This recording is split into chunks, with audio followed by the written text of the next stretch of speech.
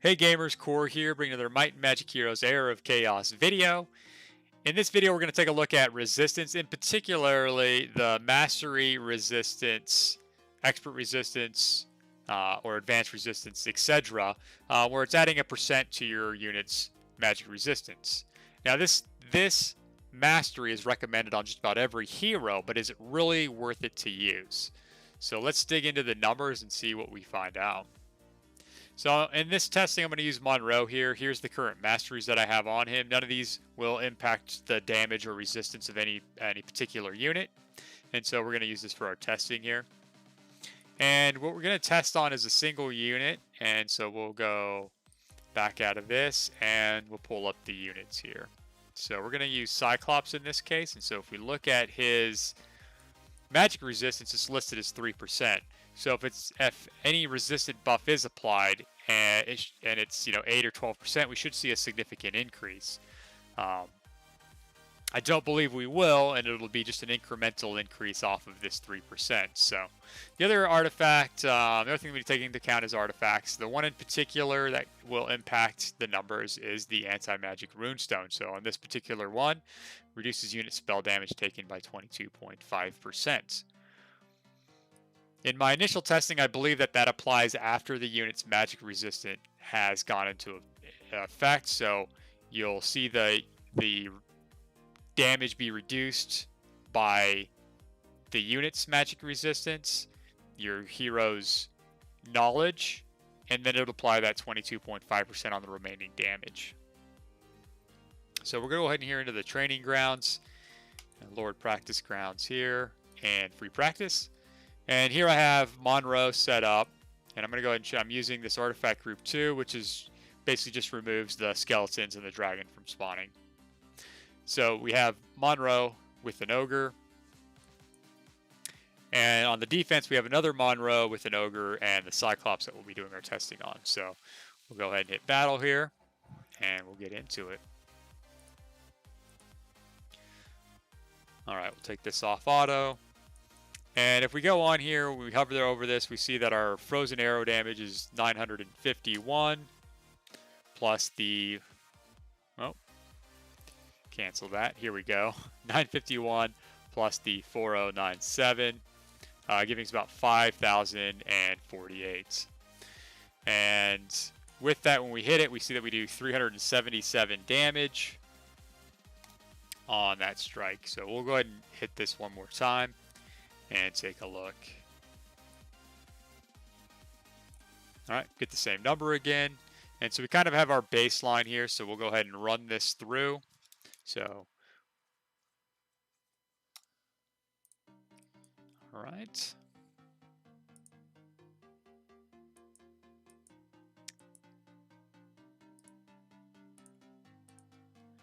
And let's go back into heroes now. Go to our Monroe, view him, masteries, and what we want to do is we want to refresh it till we get a resistance on here without increasing power or knowledge or spell level. So here we have one. We'll see if we can get a little bit higher one just to get a little bit more significant number increase. So let's do another refresh.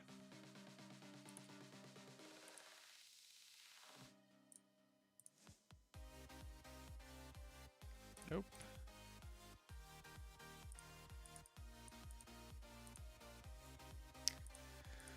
Oh, it's going to make me burn through all of these resources. Come on.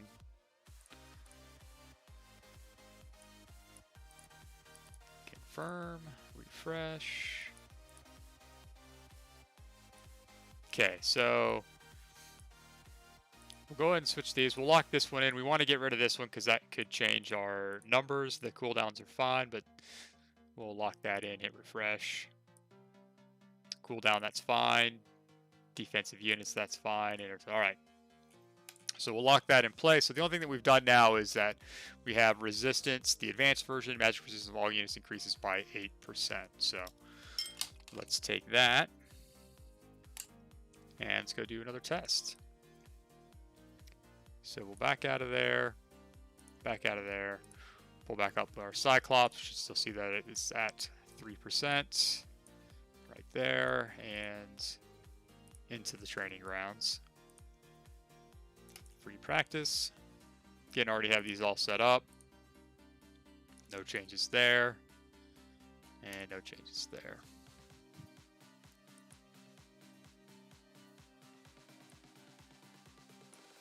Take off auto, and let's take a look. Our damage is still the same, the 951 plus 4097, and we'll go ahead and do a strike here. And we have a new number pull up. Let's do that one more time.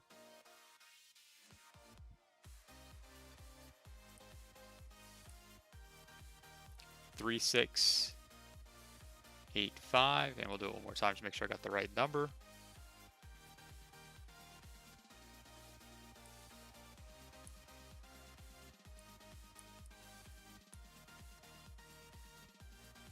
All right.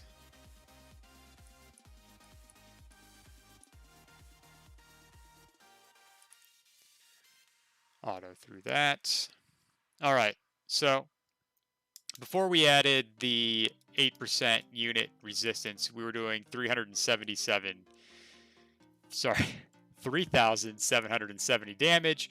Adding in that 8%, we were only able to then do, we only were able to do 3,685. So what does that tell us? All right, so let's look at the information. The ice arrow damage was 5,048 in all the attempts. Before we added the resistance modifier, so the spell damage to the Cyclops was 3,770. Now there's kind of two ways, and there's probably more ways, just trying to simplify it here and what's possible and what's not, or plausible in this case. If the unit resistance and the runestone artifact were additive or were applied to the base damage and then reduced, we should have seen something like 3,760 damage before even the stat knowledge resistant goes into effect. So this additive process is likely wrong or not plausible for calculating damage resistance. So the other option is just kind of looking at sequential. So in this case, just looking at it, if we apply it doesn't really matter if you do unit resistance or runestone artifact because you're percentaging off of a decreasing value. But if we do the 22.5% off of the base 5,048 initial damage, we'll see that we get it reduced by 1,135, giving us a new damage value of 3,912. And if we apply that unit's resistance of 3%, we get it dropped down to 3,795. This is before the stat knowledge contribution because it's kind of an unknown at this point. But this type of process for going from base damage down to reduced damage is more plausible in going the sequential approach, which will put the knowledge contribution around 0.66% because it's only knocking off 25. So there's probably some more hidden processes going in behind the scenes, probably some other things impacting it. But this is probably the more likely outcome. So next we'll go ahead and take a look at what happens once we've applied the 8% resistance and take a look at that. All right, and then for taking a look at it once we've applied the 8% advanced resistance, the base damage was still the same, but our spell damage was now only doing 3,685 to the Cyclops. And again, with the additive process kind of being removed, we're just going to be looking at a sequential where, again, each resistance application will reduce the total, and then that next resistance application will apply to that new total. So in the event that resistance mastery was just added to the base unit resistance, we would have had an 11% resistance on the Cyclops, which means that the Cyclops should have at a minimum reduced damage by down to 3,481, and that's not even again taking into account the knowledge contribution. And so we can see that it is very unlikely that it is being added straight onto it. So if we look at kind of a sequential process, we could be doing a couple different options, which are both would be plausible at this point. The first one is looking at the 8% only being applied to the unit resistance, in which case if we apply that 8% to the unit resistance, it gives us only a 0.24% increase in resistance factor. So our total gets pretty close, but it leaves the knowledge contribution up to 100, which is a 4 times jump up in the knowledge contribution. So while this is plausible, it's less likely that's occurring. The other option is that the 8% is applying both to the runestone artifact and the unit resistance. It could also be applying to the stat knowledge, or it may not be applying to the stat knowledge. But again, there are some hidden mechanics in here, but again, we're looking at it just being a percent of a percent gets us to the closest netted outcome. Here we got down to 3,697,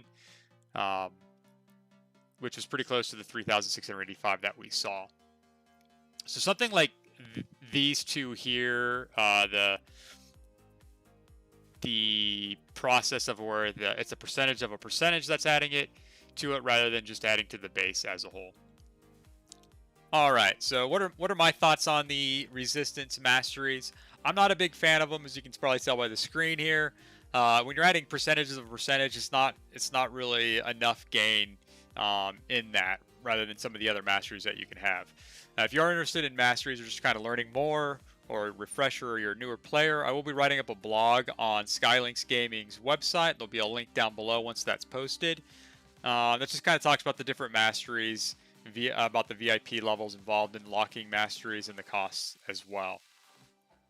So hopefully just provide a little bit more information to maybe some newer players looking to gain some extra knowledge. If you did find this information useful or helpful in any case, or interesting, please hit that subscribe button for more content like this and some of the other videos I've posted, and hit that like button. I'd appreciate it a lot. But have a great day, and thanks for watching.